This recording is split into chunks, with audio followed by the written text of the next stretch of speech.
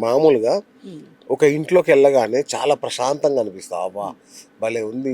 మనం ఎంతసేపు అయినా కూర్చోవచ్చు అనిపిస్తది. హ్మ్. ఇంకో ఇంటికెళ్తే హ్మ్. ఎప్పుడెప్పుడు బయటికెళ్ళిపోదామా అనే ఒక ఫీలింగ్ ఉంటది మనకి. ఈ రైట్. ఈ వైబ్‌ని, ఈ ఎనర్జీని ఎట్లా చూస్తారు మ్యామ్? ఏంటి ఇదంతా?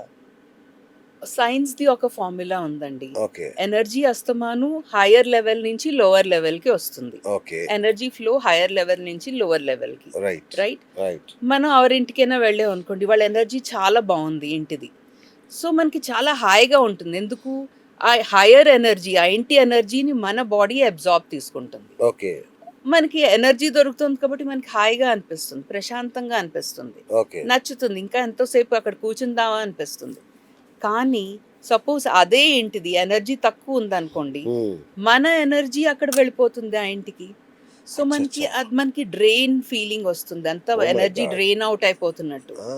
అందుకు ఎంత వేరో అక్కడి నుంచి వెళ్ళిపోదామా అనిపిస్తుంది. ఓకే. రైట్? సో, ఇదే చిన్న ఎగ్జాంపుల్. మీరు హాస్పిటల్‌కి ఎప్పుడైనా వెళ్లారా? చాలా అందరూ సార్లు వెళ్తారు వెళ్తాం. కదా! అవును. అవును. హాస్పిటల్ వెళ్ళి వచ్చాక మీకెలా అనిపిస్తుంది? చాలా స్ట్రెస్‌డ్‌గా అనిపిస్తుంది. కదా! నిస్సత్తువగా అయిపోతాం మనం. కదా! అవును. ఎందుకు అంటే హాస్పిటల్‌లో అక్కడ పేషెంట్స్ ఉంటారు. అవును. వాళ్ళకి ఎనర్జీ చాలా లోగా ఉంటుంది. ఓకే. మీ ఎనర్జీ హైయర్ లెవెల్‌లో ఉంటుంది. మీ ఎనర్జీ వాళ్ళు అబ్జార్బ్ చేసుకుంటారు. సీరియస్‌గా? అందుకోసం అక్కడి నుంచి వచ్చిన వెంటనే మీకు చాలా టైర్డ్‌గా, అవును. ఎగ్జాస్టెడ్‌గా బాగా. అవును. అనిపిస్తుంది. అవును. అదే పూర్వకాలంలో అంటే మా అమ్మ అనేది హ్మ్. అస్తమానం. హ్మ్. మా అమ్మ ఇప్పుడు కూడా అంటుంది తనదే. వచ్చిన వెంటనే హాస్పిటల్ అయినా, గ్రేవ్ యార్డ్‌కైనా వెళ్ళొచ్చిన వెంటనే స్నానం చేయాలి. చెయ్యందే ఇంటి లోపల రానివ్వరు. అవును. ఎందుకంటారు? మనం ఓకే. స్నానం చేస్తే ఆ ఎనర్జీ మనలోంచి వెళ్తున్న ఎనర్జీ అది కట్ అయిపోతుందక్కడ. సో, అది అచ్చచ్చచ్చా! అన్ని మన చక్రాలు బ్యాలెన్స్ అవుతుంది. Oh my God! సో, ఆ! అందుకు అది వెంటనే స్నానం. పూర్వకాలంలో ప్రతి పద్ధతి చాలా మీనింగ్‌ఫుల్‌గా కదా! చేశారండి. నాకిది అర్థం మనం కాలా. ఇప్పుడు ఆ! అది అర్థం తెలియక అది ఫాలో అవును. అవ్వటం లేదు. అవునవును. కానీ ఫాలో అవుతే చాలా మంచిది. వావ్! అందుకోసం హాస్పిటల్‌కెళ్ళినా ఏదైనా నెగెటివ్ ప్లేసెస్‌లో వెళ్ళొచ్చాక హాస్పిటల్ నెగెటివ్ అనను. కానీ కోర్స్. అది బట్ అక్కడ లో ఎనర్జీ అంతే గదా! ప్లేసెస్ నుంచి అవును. వెళ్ళొచ్చాక అవును. ఒక్క మాట ఇంట్లో స్నానం చేసి ఇంటి లోపలొస్తే అది చాలా మంచిదది. ఓకే. ఓకే.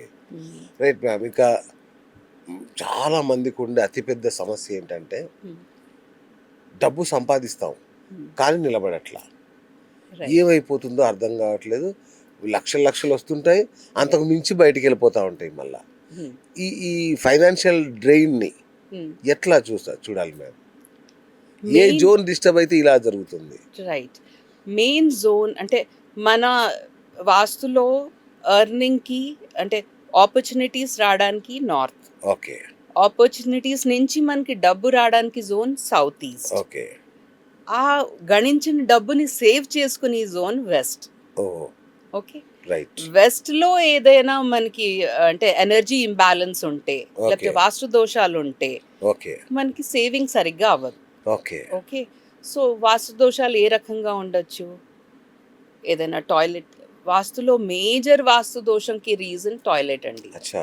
సో, టాయిలెట్ అంటే commode. Of course. Right? Commode అవును. ఏం చేస్తుంది? డ్రైన్ చేస్తుంది డ్రైన్ చేస్తుంది. అవును. దేన్నైనా. అవును. సో, అక్కడ పాజిటివ్ జోన్‌లో కమోడ్ ఉంటే, ఆ పాజిటివ్ జోన్‌ది ఎనర్జీని డ్రైన్ చేయిస్తుంది.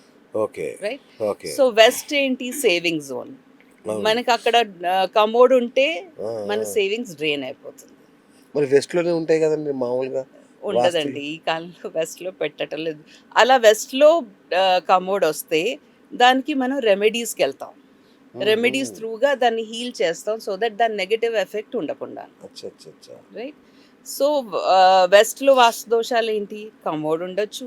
గ్రీన్, రెడ్ కలర్ అక్కడున్న రెడ్ హ్మ్. కర్టెన్స్ ఉన్నా, లేకపోతే రెడ్ కలర్ ఏదైనా ఓకే. సోఫాలో ఏదైనా ఉన్నా వెస్ట్ సైడ్‌లో, గ్రీన్ కలర్ ఏదైనా ఉన్నా, మొక్కలున్నా, ప్లాంట్స్ ఆ! ఉన్నా మనకి అది వాస్తు దోషమే.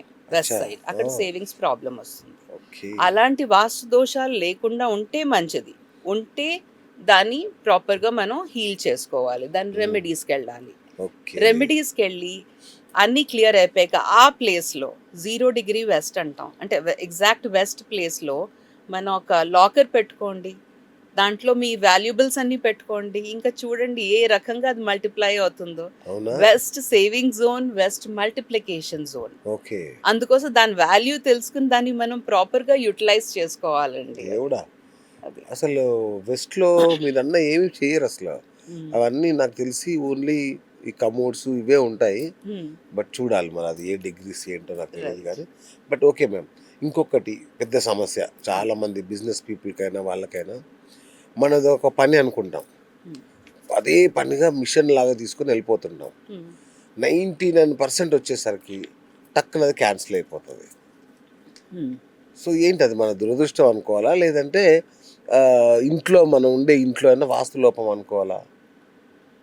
మీరన్న క్వెషన్ బట్టి ఆపర్చునిటీస్ వస్తోంది. దగ్గర వరకు వచ్చి మిస్ అవుతోంది. కరెక్ట్. రైట్? యెస్.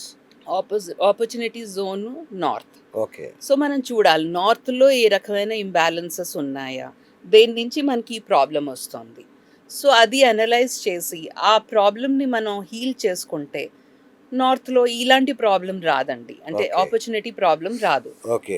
అంటే అవ్వాల్సిన పని టైంకి అయిపోతుంది. హ్మ్. సో, మన నార్త్ అంటే ఇలాంటి ప్రాబ్లమ్ వస్తే నార్త్ మనం చూసుకోవాలి. అచ్చచ్చా! నార్త్‌లో అంటే ఏ రకమైన వాస్తు దోషాలు లేకుండా చూసుకోవాలి. ఓకే. ఉంటే దాన్ని క్లియర్ చేసుకోవాలి. ఓకే. దాన్ని బట్టి దాన్ని నార్త్ ఎనర్జీ ఇంకా ఇంక్రీజ్ చేసుకోవచ్చండి. హుహు. North water zone. వాటర్ జోన్‌ది ఎలా ఇంక్రీజ్ చేస్తాము? అక్కడ ఒక ఫౌంటైన్ పెట్టుకోవచ్చు. అచ్చా! ఫౌంటైన్ కంటిన్యూయస్‌గా మూవ్ అవుతూ ఉంటుంది. వాటర్ సర్క్యులేట్ అవుతుంది. అది ఓకే. చాలా మంచిది. ఓకే. లేకపోతే ఒక బ్లూ కలర్ పాట్ పెట్టుకోవచ్చు. దాని నిండా వాటర్ పెట్టి మనీ ప్లాంట్ పెట్టుకోవచ్చు. Okay. Blue colour spot light ఇచ్చుకోవచ్చు. ఓకే. ఇలాంటివన్నీ చేస్తే అది నార్త్ ఎనర్జీ పెరుగుతుంది. వావ్! సో, ఇలాంటి ప్రాబ్లమ్ లేకుండా మనకి ఆపర్చునిటీస్ కంటిన్యూయస్‌గా వస్తూ ఉంటాయి. సూపర్. ఇంకొక సమస్య మ్యామ్. హ్మ్. మనం ఇల్లు కట్టుకోవడం మొదలుపెడతాం. హ్మ్. అంతా బావుంటది. మన దగ్గర ఓకేలే మనం ఈజీ కట్టేస్తాం అనుకోని స్టార్ట్ చేస్తాం. హ్మ్. సగంలో ఆగిపోతుంది.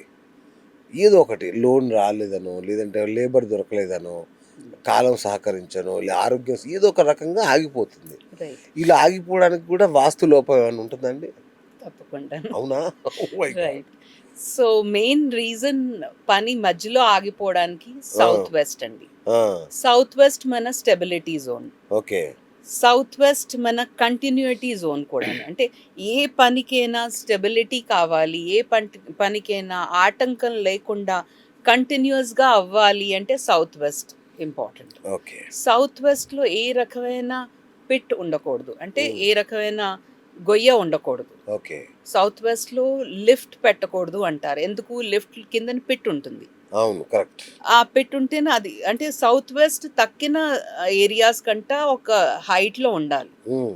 కానీ దానికే పెట్టొచ్చి అది తక్కిన ఏరియా కంట తక్కిన డిఫరెంట్ అదర్ జోన్స్ కంట అది లోవర్‌లో ఉంటే ఓకే. అది వాస్తు దోషమే కదా! ఓకే. దాంతో ఇన్‌స్టెబిలిటీ వస్తుంది. పని ఆగిపోవడం. హ్మ్. అంటే వర్కర్స్‌తో గొడవలవ్వడం ఇలాంటి చాలా ప్రాబ్లమ్స్ ఒస్తాయి. హ్మ్. సో, అది మనం కొంచెం కేర్‌ఫుల్‌గా చూసుకోవాలి. చూసుకోవాలి. ఓహ్! ఎక్కడ ఏ పని ఆగిపోయినా ఫస్ట్ సౌత్ వెస్ట్ చూడాలి. చెక్ అది చేసుకోవాలి. చెక్ చేసుకొని దాన్ని కరెక్ట్ చేసుకుంటే ఏ రకమైన ప్రాబ్లమ్ ఉండదు. బాబోయ్!